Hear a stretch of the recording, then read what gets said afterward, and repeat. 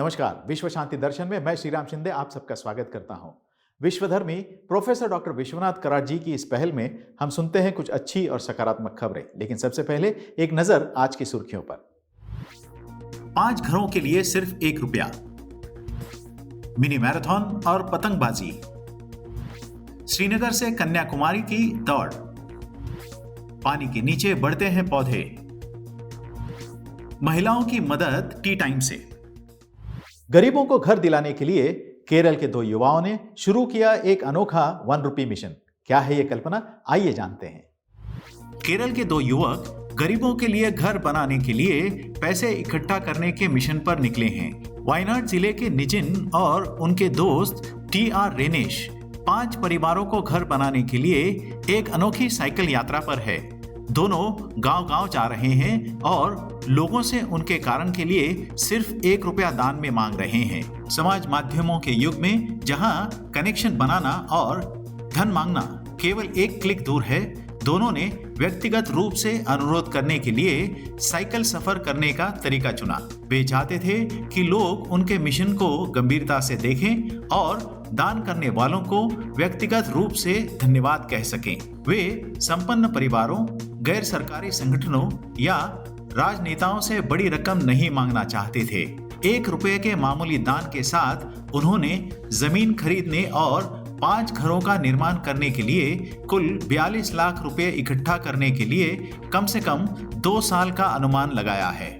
उन्होंने दिसंबर 2021 को अपनी यात्रा शुरू की थी और दान की गई राशि हर 2 दिन में बैंक में जमा करते हैं। उन्होंने ऋण पर जमीन खरीदी है और जैसे ही पैसे मिलते हैं वे किश्तों में उसे वापस कर रहे हैं। नींव के साथ निर्माण शुरू हो चुका है।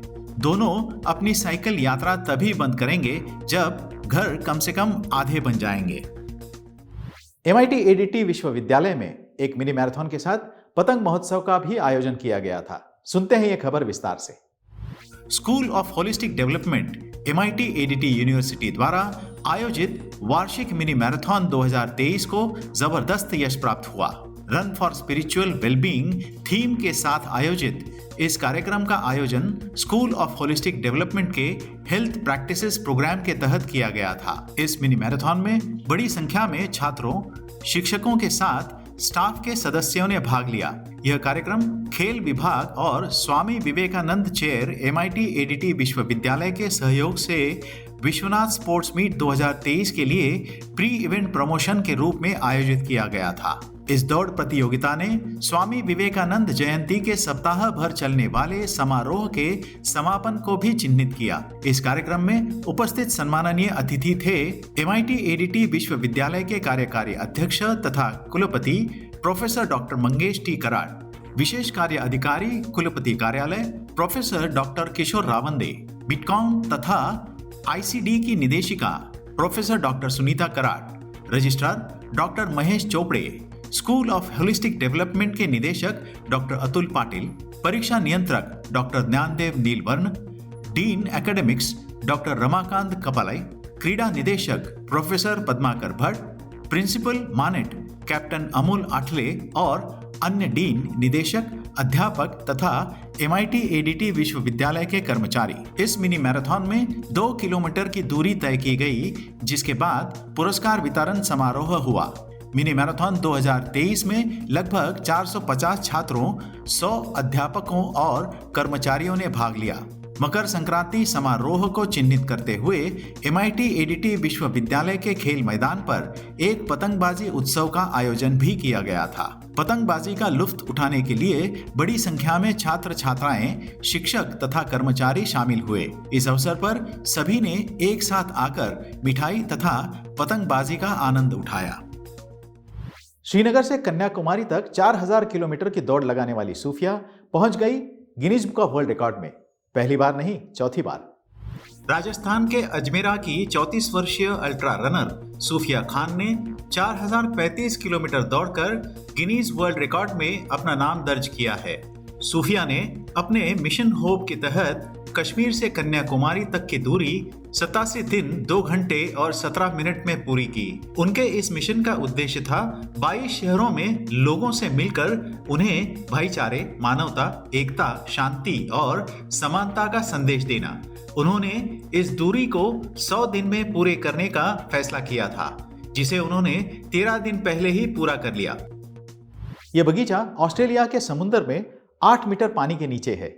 इसमें 100 से अधिक सब्जियां और फल उगाए जाते हैं। निमोज गार्डन नामक यह प्रयोग खेती को नई गहराई तक ले जाता है।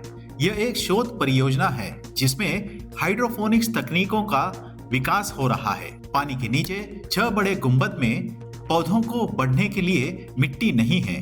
पौधे पानी की सतह के नीचे 5 से 10 मीटर के बीच सुरक्षित हैं। इस दृष्टिकोण के कई फायदे हैं। यह कुछ हद तक मौसम से स्वतंत्र है और यहाँ कोई परजीवी नहीं है, इसलिए कीटनाशकों की जरूरत नहीं है। आगे अभी भी जांच हो रही है कि सब्जियों सहित किस प्रकार के पौधे पानी के नीचे बढ़ने के लिए सबसे उपयुक्त हैं। दक्षिण कोलकाता के एक झुग्गी की महिलाएं एक कैफे चलाती हैं। लेते हैं पूरी जानकारी। तनुज वोकेशनल ट्रेनिंग सोसाइटी की पहल राही टी टाइम कोलकाता की ब्रॉड स्ट्रीट पर एक घर की छत पर चलाया जाता है। यह चाय का स्टॉल इस गैर लाभकारी संस्था का एक प्रयास है। वे लड़कियों को चाय बनाने और परोसने का प्रशिक्षण देते हैं।